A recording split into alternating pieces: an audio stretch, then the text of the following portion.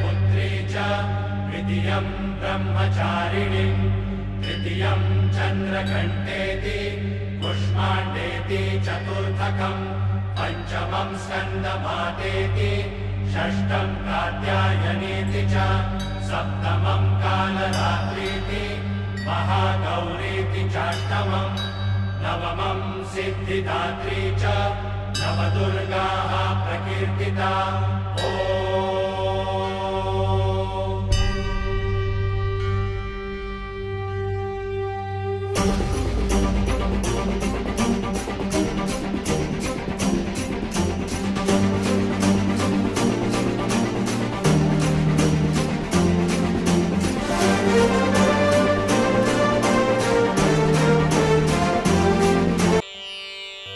ईश्वर उवाच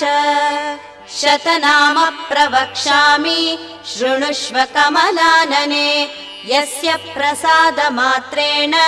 दुर्गा प्रीता सदा भवेत् सती साध्वी भवप्रीता भवानी भवमोचनी आर्या दुर्गा जया आद्या त्रिनेत्री शूलधारिणी पिनाकधारिणी चित्रा चन्द्रघण्टा महातपा मनोबुद्धिरहङ्कारा चित्तरूपा चिताचितिः सर्वमन्त्रमयी सत्या सत्यानन्दस्वरूपिणी अनन्ता भाविनी भाव्या भवा भव्या सदा गतिः शम्भुपत्नी देवमाता चिन्ता रत्ना प्रिया सदा सर्वविद्या दक्षकन्या दक्षयज्ञविनाशिनी अपर्णा चैव पर्णा च पाटला पटलावती पट्टाम्बरपरिधाना कलमञ्जीररञ्जिनी अमेया विक्रमा क्रूरा सुन्दरी कुलसुन्दरी वनदुर्गा च मातङ्गी मतङ्गमुनिपूजिता ब्राह्मी माहेश्वरी चैन्द्री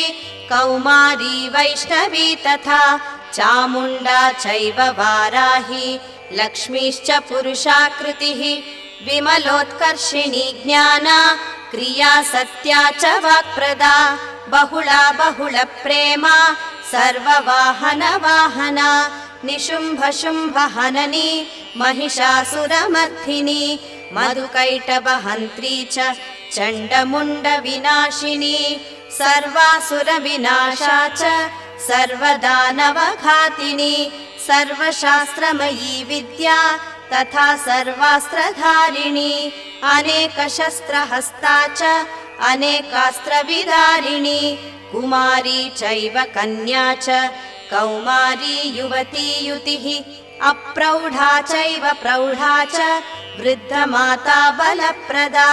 य इदं च पठेत् स्तोत्रम् दुर्गा नाम शताष्टकम् न साध्या विद्यते देवी त्रिषु लोकेषु पार्वती धनं धान्यं सुतं जायां हयं हस्तिनमेव च चतुर्वर्गं तथा चान्ते लभेन्मुक्तिं च शाश्वतीं कुमारीं पूजयित्वा च धात्वा देवीं सुरेश्वरीं पूजयेत् परया भक्त्या पठेन्नाम शताष्टकम् तस्य सिद्धिर्भवेद्देवी सर्वैः सुरवरैरपि राजानो दासतां यान्ति राज्यश्रियम् अवाप्नुयात् गोरोचनालक्तक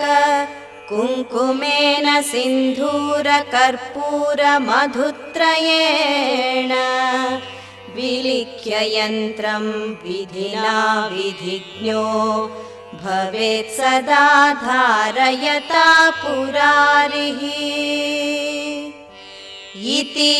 श्रीदुर्गादेवी शतनामस्तोत्रं सम्पूर्णम्।